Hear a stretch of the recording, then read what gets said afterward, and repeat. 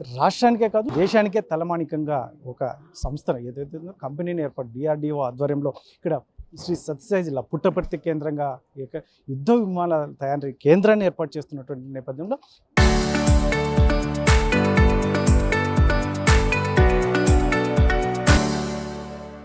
కూటమి నాయకులు చెప్తున్నది ఒకటే, ఇది మొత్తం అయితే దేశానికే గర్వించదగ్గ అంశం అని చెప్పి ఒకవైపు చెప్తున్నటువంటి నేపథ్యంలో రేపటి రోజు రక్షణ శాఖ మంత్రి రాజ్నాథ్ మరి ముఖ్యమంత్రి చంద్రబాబు చేతుల మీదుగా ఇక్కడ శంకుస్థాపన చేస్తున్నటువంటి నేపథ్యంలో మరి బీజేపీ సీనియర్ నాయకులు విష్ణువర్ధన్ రెడ్డి గారు మనతో ఉన్నారు. ఏం చెప్తారు ఆయన మాట్లాడారు?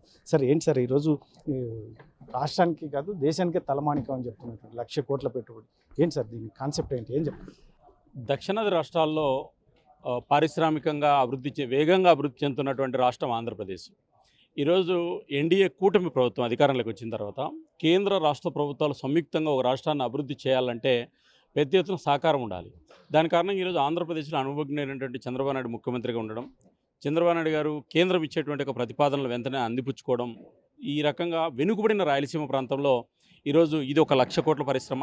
ఈరోజు ఉదయం మధ్యాహ్నం క్యాబినెట్లో మరొక 50,000 కోట్ల రూపాయలతో సత్యసాయి జిల్లాలో సోలార్ ప్లాంట్ల విస్తరణకు సంబంధించినటువంటి విషయంలో గూగుల్ లాంటి సంస్థలు, రిలయన్స్ లాంటి సంస్థలు పెట్టుబడికి అనుమతులు ఇవ్వడం, లేదా ఈరోజు గూగుల్ లాంటి ఒక ప్రతిష్టాత్మక అంతర్జాతీయ కేంద్రం విశాఖపట్నం రావడం చూస్తే ఇది ఖచ్చితంగా ఆంధ్రప్రదేశ్కు ఈ పారిశ్రామికంగా గేమ్ చేంజర్గా మారబోతుంది. ప్రధానంగా రాయలసీమ లాంటి వెనుకబడిన ప్రాంతంలో ఎడారిగా మారిపోతున్నటువంటి పరిస్థితుల్లో పెద్ద ఎత్తున వలసలు వెళ్ళిపోతున్న సందర్భంలో ఈరోజు ఈ సత్యసాయి జిల్లాలో కానీ, లేకపోతే కర్నూలు జిల్లాలో కానీ, లేదా కడప జిల్లాలో కానీ పెద్ద ఎత్తున కేంద్రానికి సంబంధించినటువంటి సంస్థలు రావడం అనేటువంటిది అభినందనీయం. ఈరోజు 1,00,000 కోట్ల రూపాయలతో 3 దశల్లో ప్రారంభమైనటువంటి ఈ పరిశ్రమ సంబంధించి ప్రధానంగా ఏరోనాటికల్ సంబంధించి ఇది జాతీయ సంస్థ కాదు, ఇది అంతర్జాతీయ సంస్థ. 6 అంతర్జాతీయ పెట్టుబడులు దీనికి వస్తున్నాయి. ఒక సంవత్సరంలో ఇక్కడ సత్యసాయి బాబా గారి విమానాశ్రయాన్ని ఉపయోగించుకొని ఇక్కడ పైలట్ యొక్క యుద్ధ విమానాలు పరీక్షలు ప్రారంభమైపోతాయి. కాబట్టి ఇది ఒక పెద్ద ఒక ఆంధ్రప్రదేశ్కు ఒక జీవనాడి లాంటిది. కాబట్టి రానున్న రోజుల్లో కూడా ఈ ప్రాంతం అభివృద్ధికి ఇది ఒక మూలస్తంభం కాబోతుంది. నరేంద్ర మోడీ గారికి, రక్షణ శాఖ మంత్రి రాజ్నాథ్ సింగ్ గారికి, చంద్రబాబు నాయుడు గారికి నేను కృతజ్ఞత తెలియజేస్తున్నాను. ముఖ్యంగా మొదటి నుంచి కూటమి నాయకులు ఏదైతే ఉందో పబ్లిసిటీ స్టంట్ ఒకవైపు, క్రెడిట్ చౌర్యం అనేది వైసీపీ నాయకులు ముఖ్యంగా జగన్మోహన్ రెడ్డి గారు ఆరోపిస్తున్నటువంటి నేపథ్యం, దీన్ని కూడా ఆ రకంగా భావించే అవకాశం ఉంటుంది. ఈ గత 5 సంవత్సరాల్లో మీరు ఒక కొత్త పరిశ్రమ ఆంధ్రప్రదేశ్లో ప్రారంభం కావడం కానీ, లేదా ఒక 10,000 మందికి ఉపాధి వచ్చినటువంటిది కానీ లేదు. మీరు ఒకసారి చూస్తే ఈ వెనుకబడిన రాయలసీమ జిల్లాలో కియా లాంటి పరిశ్రమ కూడా ఎన్డీఏ 2014-19 ఉన్న సందర్భంలోనే రావడం జరిగింది. కాబట్టి వైఎస్ఆర్ కాంగ్రెస్ పార్టీ అన్ని రాజకీయ కోణంలో చూసేటువంటి ఒక సాంప్రదాయం, ఓట్ బ్యాంక్ రాజకీయాలు చేసేటువంటిది వైఎస్ఆర్ కాంగ్రెస్ పార్టీ అలవాటుగా మారిపోయింది. వైసీపీ వాళ్ళు అర్థం చేసుకోవాల్సింది ఏంటంటే గత 5 సంవత్సరాలు ఎన్ని పరిశ్రమలు వచ్చారు, ఎన్ని గ్రౌండ్ అయినాయి, ఎన్ని ఉద్యోగాలు వచ్చాయి, ఎంత పెట్టుబడులు వచ్చాయి, ఎంత అంతర్జాతీయ స్థాయిలో పరిశ్రమలు వచ్చాయి అనేటువంటిది, లేదా కేంద్రం నుంచి ఎంత ఉపయోగించుకున్నాం అనేటువంటిది ఈరోజు లెక్కలు కనపడుతున్నాయి. కాబట్టి ఆ వైసీపీ ప్రభుత్వానికి, ఎన్డీఏ ప్రభుత్వానికి నక్కకు నాగలోకానికి ఉన్నంత తేడా ఉంది. ఆంధ్రప్రదేశ్ భవిష్యత్తు ఎన్డీఏతో మాత్రమే సాధ్యమనేటువంటిది స్పష్టంగా కనబడుతుంది. ఒక డబుల్ ఇంజన్ సర్కారు ఉంటే ఎట్లా అభివృద్ధి చెందుతుందని దక్షిణాది రాష్ట్రాల్లో ఆంధ్రప్రదేశ్ ఈరోజు మన కళ్ళ ముందర కనపడుతుంది. సార్ ముఖ్యంగా డెవలప్మెంట్ని కూడా వెల్కమ్ చెప్పే పరిస్థితిలో వైసీపీ నాయకులు లేరంటారు. వైఎస్ఆర్ కాంగ్రెస్ పార్టీ అధికారము లేదా రాజకీయ కాంక్ష తప్ప వాళ్ళకు ఈ రాష్ట్ర ప్రజలు, రాష్ట్ర ప్రయోజనాలు దీర్ఘకాలికమైనటువంటి ఒక ఆలోచన ఎప్పుడూ ఉండదు. కాబట్టి అందుకని వైఎస్ఆర్ కాంగ్రెస్ పార్టీ ఎందుకు అంత ఘోరంగా ఓడిపోయిందంటే వాస్తవమైన అభివృద్ధిని ఈరోజు స్వాగతించేటువంటి శక్తి కూడా ఆ పార్టీకి లేదు. ఈరోజు ఉత్తరాంధ్రలో గత అనేక సంవత్సరాల యొక్క కళ అయినటువంటి రైల్వే జోన్ వస్తే ఈరోజు రాష్ట్ర ప్రజలందరూ కాకుండా ఈ దక్షిణాది రాష్ట్రాల ప్రజలందరూ కూడా ఆంధ్రప్రదేశ్ రైల్వే జోన్ను స్వాగతిస్తున్నారు. వైఎస్ఆర్ కాంగ్రెస్ పార్టీ ఈ రైల్వే జోన్ను కూడా విమర్శిస్తుంది.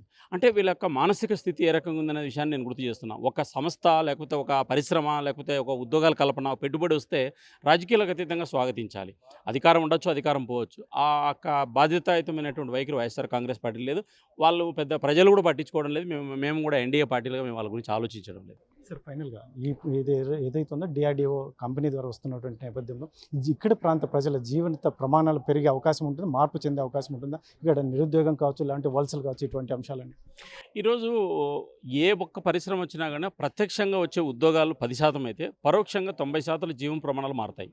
మీరు కియా పరిశ్రమ వచ్చింది, అక్కడ కియాలో నేరుగా 10,000 మందికి ఉద్యోగాలు ఉండొచ్చు, పరోక్షంగా 30,000 మందికి ఉంది.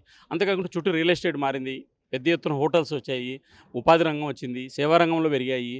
పరోక్షంగా 1,00,000 కుటుంబాలు ఈరోజు లబ్ధి పొందే పరిస్థితి ఉంది. కాబట్టి ఇక్కడ కూడా ఈ 3 దశల్లో ప్రారంభమైనటువంటి యొక్క 1,00,000 కోట్ల పరిశ్రమలో కూడా ఖచ్చితంగా ఒక 1,00,000 కుటుంబాలు ప్రత్యక్షంగా, పరోక్షంగా ప్రభావితమైనవి. మంచి స్కూల్స్ వస్తాయి. ఈ ప్రాంతంలో పెట్టుబడులు వస్తాయి. ఈ ప్రాంతంలో రియల్ ఎస్టేట్ పెరుగుతుంది. ఎగుమతులు, దిగుమతులు పెరుగుతాయి. ఎయిర్‌పోర్ట్‌లు అభివృద్ధి జరుగుతది. దక్షిణాది రాష్ట్రాల్లో ఇది ఒక ఇండస్ట్రియల్ హబ్‌గా మారిపోతుంది. కాబట్టి మనం దీర్ఘకాలిక ప్రయోజనాలతో చూస్తే గన ఇది ఒక గేమ్ చేంజర్‌గా ఉండబోతోంది. ఇది మొత్తం ఏదైతే మొత్తం బీజేపీ సీనియర్ నాయకులు విష్ణువర్ధన్ రెడ్డి చెప్తున్నది ఒకటే, ముఖ్యంగా ఇక్కడి ప్రాంత ప్రజల జీవిత ప్రమాణాలు పెరిగేందుకు అవకాశం ఉంటుంది. అందులో ముఖ్యంగా వైసీపీ నాయకులు చూస్తున్నది ఒకటే, ఎక్కడ అభివృద్ధి జరిగినా వారు చూస్తున్న విధానమే వేరుగా ఉంది. ముఖ్యంగా ఏదైతే ఉందో రాష్ట్రానికి ఏదైనా అభివృద్ధి కార్యక్రమాలు చెప్తే వెల్కమ్ చెప్పే పరిస్థితిలో వారు లేరు. ఏదైతే మాత్రం ఎన్డీఏ కూటమి ఆధ్వర్యంలో మాత్రం ఈరోజు ఇక్కడ పుట్టపర్తిలో రేపటి రోజు లాంఛనంగా ప్రారంభిస్తున్నటువంటి పరిస్థితి, ముఖ్యంగా శంకుస్థాపనకు నోచుకుంటున్నటువంటి నేపథ్యంలో 1,00,000 కోట్ల పెట్టుబడితో ఇక్కడ గేమ్ చేంజర్ కూడా మారబోతుంది ఇక్కడ ప్రాంతం అంతా కూడా అని చెప్పేసి బీజేపీ సీనియర్ నాయకులు విష్ణువర్ధన్ రెడ్డి చెప్తున్నటువంటి పరిస్థితి. కెమెరా పర్సన్ సుధాకర్తో చెల్లాకెనాయుడు, RTV, అనంతపురం.